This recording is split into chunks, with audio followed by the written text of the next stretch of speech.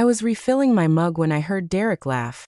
That fake, breathy little chuckle he did when he thought he'd outsmarted someone. "Will, you got a minute?" His voice was coated in smugness, the kind you usually only hear from a guy who just got promoted over his own competence level. I walked into HR, still holding my coffee, and saw the setup. 2 chairs, 1 smug manager, and a clipboard already waiting for me like a priest at a deathbed. Derek didn't waste time. "We're sunsetting your core duties, Will," he said like it was a damn PowerPoint. "Effective Monday, you'll be down in archives, just to help streamline the transition. You'll be next to facilities. Quiet space. Less distractions." He smiled like he just gave me a gift. And the HR rep? She looked like she wanted to melt into her chair. She slid the form over like it was radioactive, her eyes flicking back and forth between us like she knew something was off but couldn't quite place it. The label on the paper said it clean as day. Change of role. Administrative. I didn't blink. Didn't shout. I just took a slow sip from my mug and said, "Once you sign that, this company owes me $60 million. Come as you like." Like I was commenting on the weather. Derek actually laughed. "Come on, Will. I get it, you've been here a long time. But 60 million? What, you found some gold bars in the server room?" He looked over at HR like I was senile. "Maybe we should have done this sooner." I didn't answer him. Just pulled a folded piece of paper from my back pocket. Yellowed, creased, edges curling like a dead leaf. I unfolded it slow, laid it flat on the desk, and pointed to one line dead center. Highlighted in faded green. Section 14.4b. Change of role to non-core position triggers automatic reversion of equity, per 2002 continuity agreement.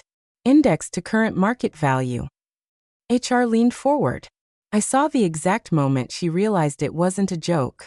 She started typing. Derek looked like someone poured cold coffee down his spine. And by the way, if you're listening to this and 97% of you aren't subscribed yet, now's a good time. Hit that button. Like the video. It means more than you think. Keep stories like this alive, especially the ones that corporate would rather bury. I leaned back, pulled out my phone and dialed. 1 ring. 2. Then a crisp voice. "Bank of Marquette Legal Division, this is Ashley." I tapped the speaker button. "Hi Ashley, this is Will Thomas. I'm calling to confirm activation of equity reversion under the 2002 rider. HR has signed the change of role document, effective today." Ashley didn't hesitate. "Understood, Mr. Thomas. We'll begin transfer procedures immediately. Stand by for confirmation of triggered vesting schedule. Legal timestamp now active. Recording begins in 3, 2. That's when Derek's smirk finally cracked. Just a flicker, but it was there. The look of a man realizing he just tripped a landmine with his own pen. He reached for the form, like maybe if he grabbed it fast enough the ink would unwrite itself. Too late. I slid it back toward me, now signed, now binding. I tucked it into a sealed envelope I'd brought with me. Notarized. Timestamped. Prepped. Derek opened his mouth like he was going to say something, then closed it again. HR just kept typing, her eyes wide, breath shallow. A red notification popped up on her screen, something she didn't expect. Something flagged by the system the moment that form hit the workflow queue. And I stood up, adjusted my collar, and walked out. No shouting. No drama. Just the sound of my boots on the vinyl floor, and a $60 million fuse burning in silence. I still remember the hum of those first servers, back in '02 when the wiring was held together by duct tape and cross fingers. There were only 3 of us then. Me, Tony from Chicago who never wore socks, and Maureen, who'd bring in donuts every Monday like a ritual. The office was barely an office. More like an abandoned dentist's suite we'd converted with folding tables, and whatever chairs we could haul up 3 flights. But we built something. I was the one who designed the backbone, data flow, client-side integration, permissions schema, all of it. I remember staying past midnight with a soldering iron in one hand and a sandwich in the other, thinking, this might actually be worth something one day. And I guess someone else thought so too, because after we landed our first Series B, I got a folded packet slid across the table. Not flashy, no balloons, just a handshake and a smirk from the founding CEO. "You earned this," he said. Inside was the founder's continuity agreement. Phantom equity. Deferred, conditional, buried deep in the weeds of legalese. But I read every word. Section 14.4b, stuck in my brain like a fishing hook. Should any founding architect's role be reclassified as non-core, the equity stake shall revert at full indexed value. Fast forward 23 years and that clause, that little ghost in the contract, had just been brought back to life by Derek and his smug HR ambush. Back in the present, he was still laughing when I slid the copy across the table. I'd printed it on the same dot matrix stock we used back in the day, just to drive the point home. Yellowed at the edges, but the clause was highlighted in neon green. I watched his eyes skitter across the page like a drunk raccoon. This is your smoking gun, he snorted, waving it like it was a child's drawing. Well, this is from what? Before TikTok was even an idea. You think legal's gonna roll over for a document older than their intern?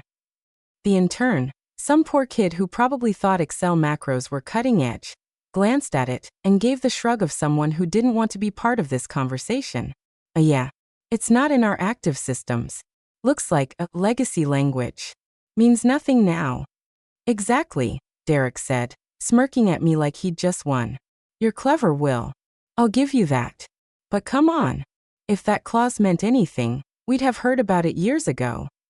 I didn't argue. Arguing was for amateurs.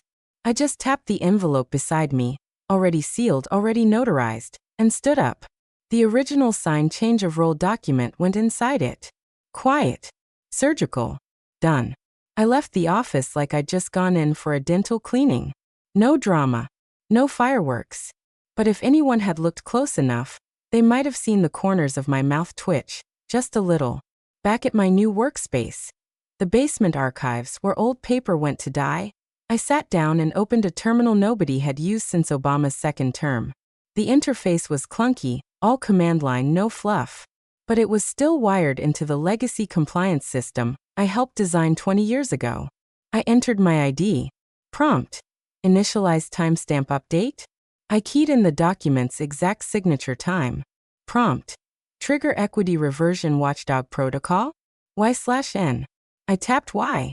Somewhere in the guts of the company's compliance infrastructure, an alert began its crawl, a signal snaking its way through long-forgotten pathways. It wouldn't go off like a bomb. It would whisper its way through systems. HR, legal, finance, and then the bank. No one noticed it yet. But they would. I leaned back, opened the drawer, and set one item inside. A faded Polaroid of the original three of us, back when we thought grit was enough. I wasn't sentimental, but I wanted it here, ground zero of a very expensive mistake. They thought they were burying me. They just rang the bell. It was the intern who caught it first, and bless her cautious little heart for that. She was new, fresh out of some Big Ten school, still believing in checklists and protocols like they meant something.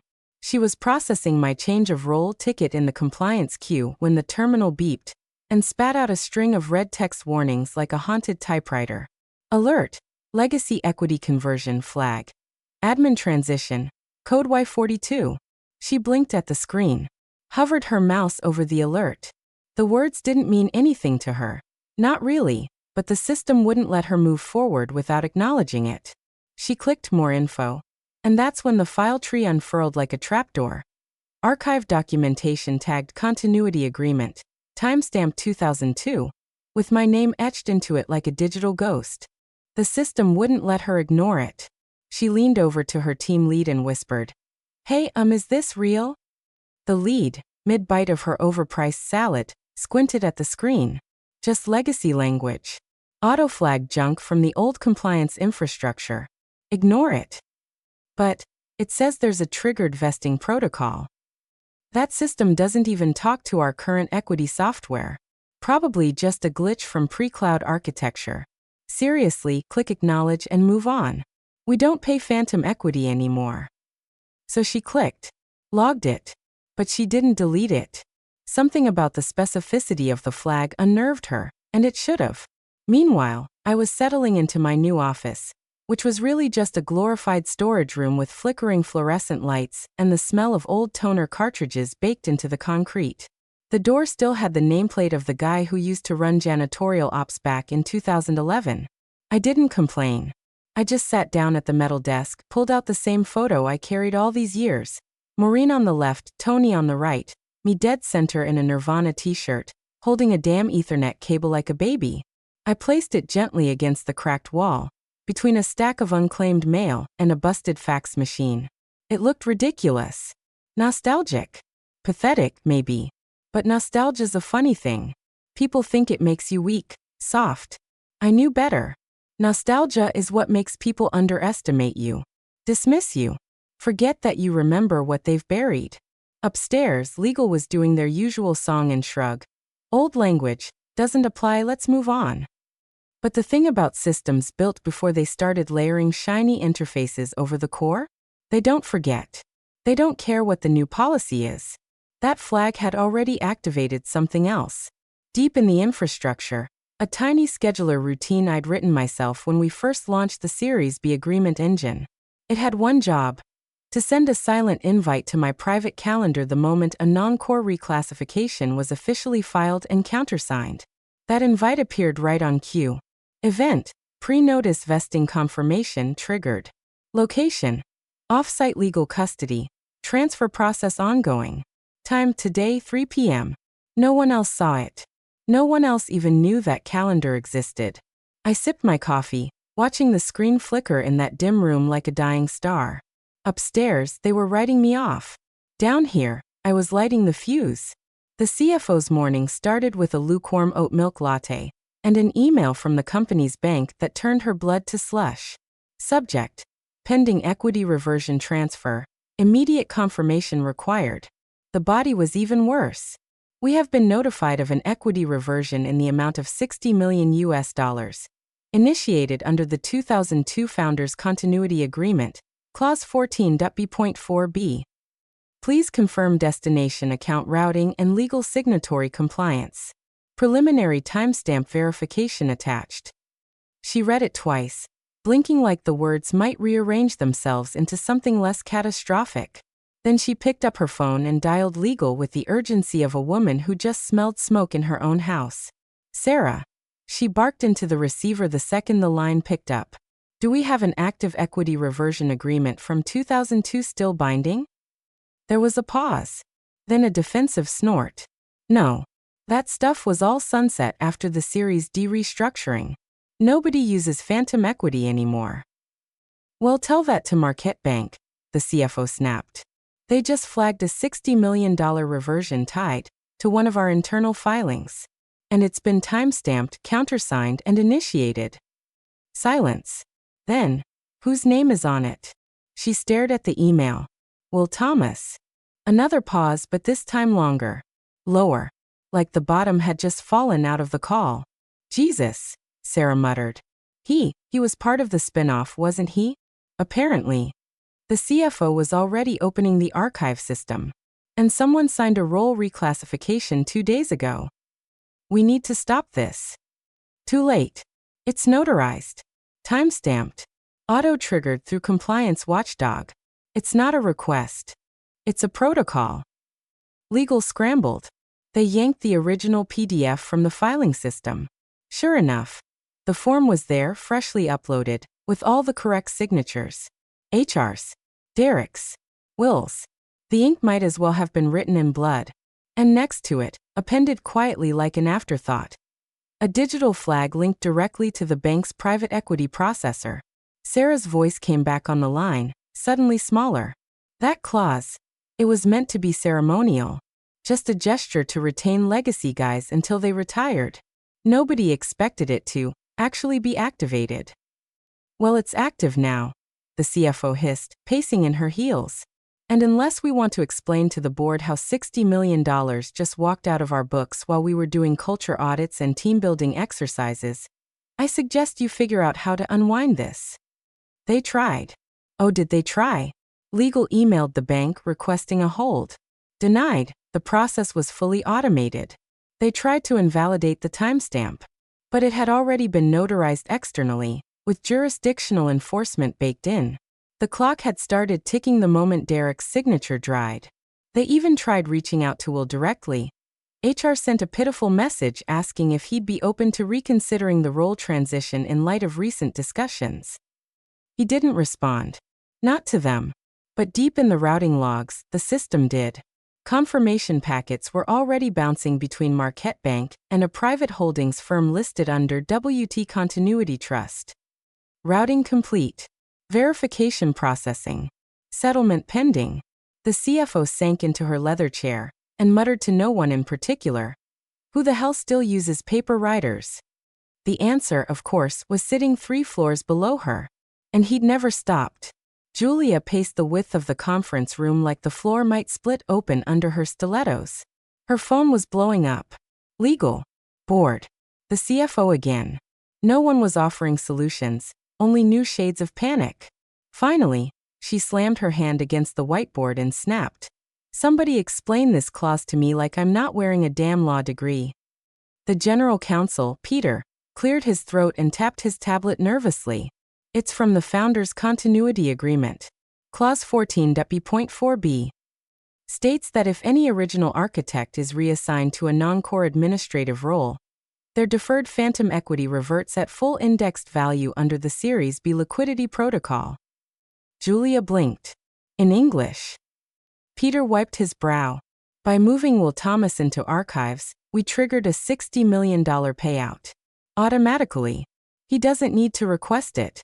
The contract activates it. And, it appears he already filed the notarized timestamp required to initiate conversion. Silence. Then Julia turned slowly toward the CFO, who was already massaging her temples like she could press the numbers back into place. And no one thought to check what legacy clauses were still valid before shuffling the man into a storage closet? He wasn't flagged as legacy active. The system moved him into a generic classification. No alerts came up. I assumed. Well, you assumed wrong, Julia snapped. Because our operating capital just got kneecapped. And the board's asking how the hell a man with a desktop tower older than our interns managed to rob us in broad daylight. Peter interjected weakly. Technically, he didn't rob us. He architected the clause, and it's been on record since. I don't care if he carved it into stone with Moses, Julia said. Why wasn't it buried, nullified, deactivated, anything? Because no one thought it would ever apply, Peter mumbled. He was a ghost in the system. Nobody promoted him, nobody demoted him. We didn't track his legacy vesting because no one updated the integration when we switched to Equisoft after the Series E. Let me guess, she said flatly. That protocol wasn't backward compatible. It was supposed to be, the CFO said. But the legal writers were stored on a separate mirror server. One he built. Peter's voice dropped. Which means, Will knew exactly what would trigger it. He waited. Patiently. For 23 years. Julia dropped into her chair like gravity had suddenly doubled. Jesus Christ. The guy in the basement just detonated a financial bomb. No one responded. She reached for her laptop, typed furiously, and found his name buried under 6 reorgs and a department that no longer existed. No title. No direct reports. Just a personnel ID and a cryptic archived file next to it labeled Continuity. Active, do not modify. She opened a fresh email window, hands trembling with corporate dread, and started typing. Subject: Reconsideration of role transition. Hi Will. We'd love to reconnect and revisit your recent role reassignment. We value your contributions deeply and want to explore a potential path back into your original strategic function. She crafted it carefully. Cordial. Corporate. Desperate in a tailored suit. Then she hit send. And somewhere in the cold belly of the company's infrastructure, Will's inbox quietly received it.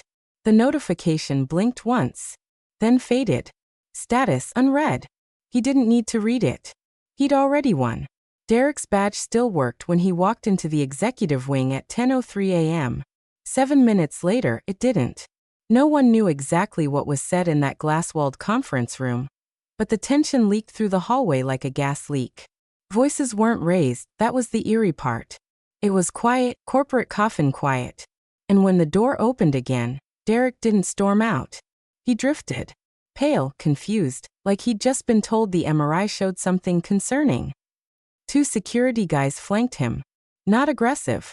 Just present. Enough to tell everyone watching that this wasn't a drill. He didn't pack a box. Didn't say goodbye. Just disappeared down the hall, leaving behind a half-drunk yerba mate and a wireless mouse with a broken scroll wheel. By lunch, his name was scrubbed from the org chart. Senior operations strategist reverted to vacant. The Slack leaks started within the hour. Someone screenshotted an internal flag marked Clause 14 breach, executed. Then came the whispers. Wait, isn't that the old guy they put in the basement? You mean the one with the legal nuke? I heard he used to own part of the company. The memes came next. A stock photo of a janitor holding a briefcase captioned, "Be nice to the guy in archives. He might own your bonus." And then a firestorm of DMs. Employees combed their own contracts like they were checking for hidden landmines. Legal got 73 requests for legacy clause clarification in 36 hours. Compliance initiated a full audit. And then, in an act of pure damage control, HR did the only thing HR ever does when they're scared. They updated the handbook. Subject: Reclassification Oversight Procedures New. Please review updated guidelines regarding internal role transitions, equity triggers, and legacy agreements. Effective immediately, all role changes must be vetted by legal, compliance, and the compensation committee. They might as well have titled it, "Don't Poke Sleeping Giants." By Thursday, even the interns knew the story. A quiet guy in a dusty corner got reassigned and walked out with a war chest. Some called him a genius. Others called him a ghost with receipts. But everyone agreed on one thing. Derek never saw it coming. Around 4 p.m. that same day, I heard a knock on the frame of my doorway. I looked up from a spreadsheet I wasn't even pretending to care about. It was Dennis from facilities holding a clipboard and looking a little sheepish. "Hey, just wanted to say they're offering you your old office back. Second floor. Window view. Fresh paint. Real coffee machine." He tried to smile. "We already cleaned it out for you." I nodded slowly, letting the silence sit long enough to sting. "Appreciate it, Dennis," I said, folding the last file back into my drawer. "But I think I'll stay right here." His smile faltered, then settled into something closer to respect. He nodded and left. The lights overhead buzzed softly, flickering just a little. Somewhere upstairs, someone was rewriting policy. Down here? I was still exactly where they put me. Difference was, now they knew whose floor they were standing on.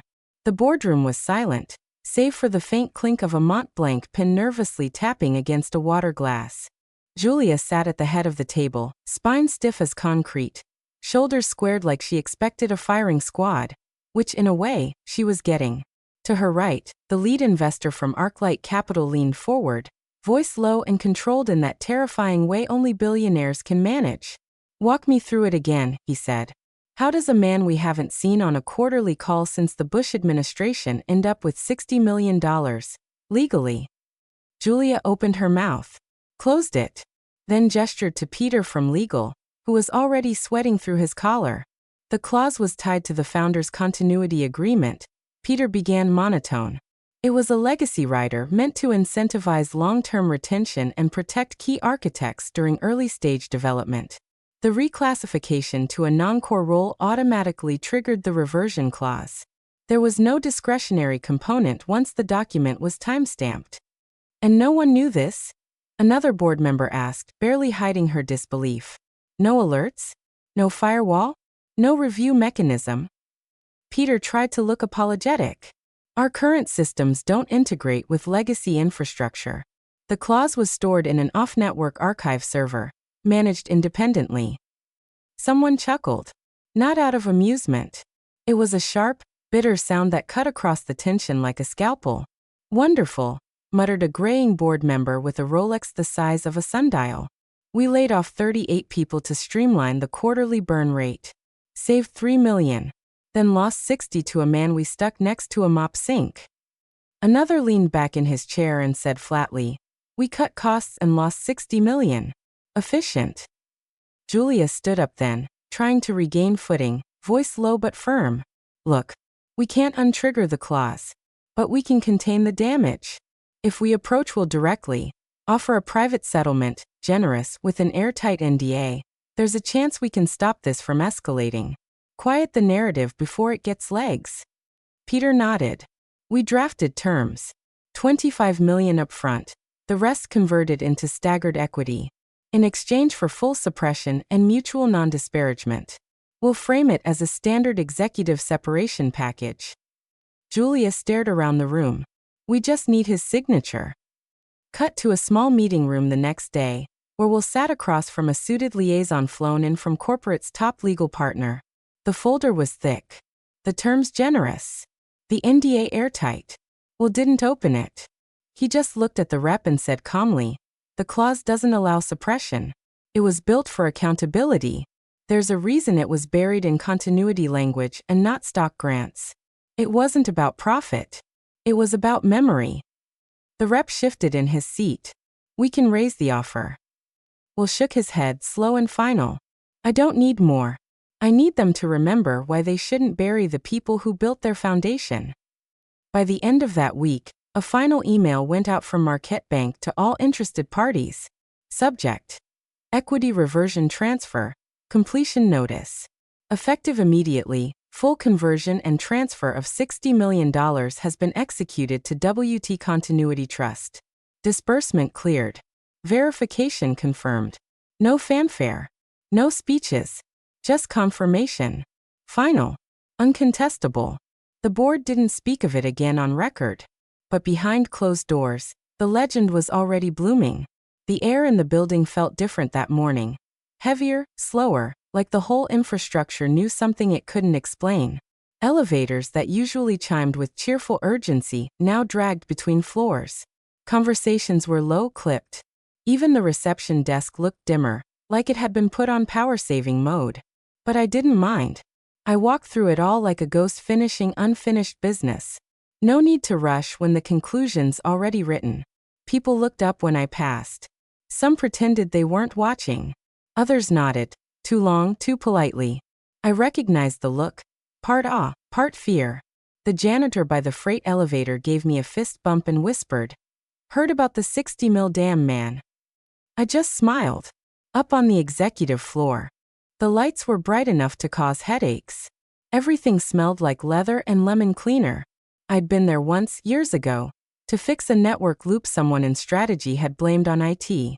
They'd offered me coffee from a $4,000 machine that couldn't hold a candle to the sludge in archives.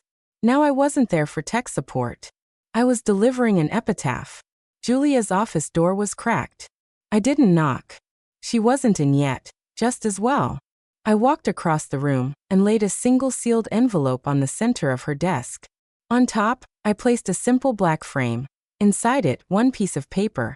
A printed excerpt from the original 2002 agreement, Clause 14.4b, in bold.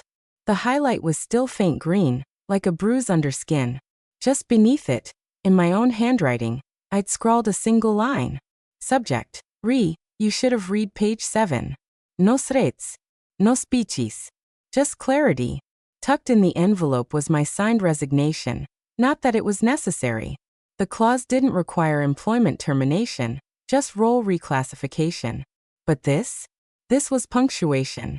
The full stop after a long, quiet sentence nobody thought to read aloud. I walked back down the hallway, ignoring the buzz of an incoming call on Julia's desk. Probably the board. Or legal. Or the CFO still counting the bodies. The elevator dinged on the second floor. When the doors opened, I saw him. Derek's replacement. Young. Nervous. Still clutching his welcome folder like it had answers. His name tag was crooked. His tie too tight. He glanced up at me and nodded, unsure. A facilities guy met him at the landing. "Hey, we've got your desk all set up," he said. "You'll be down in archives, next to facilities." The kid blinked. Basement. Yup. Temporary, just while we're sorting out the team changes. Should be fine. I didn't say a word as I passed them.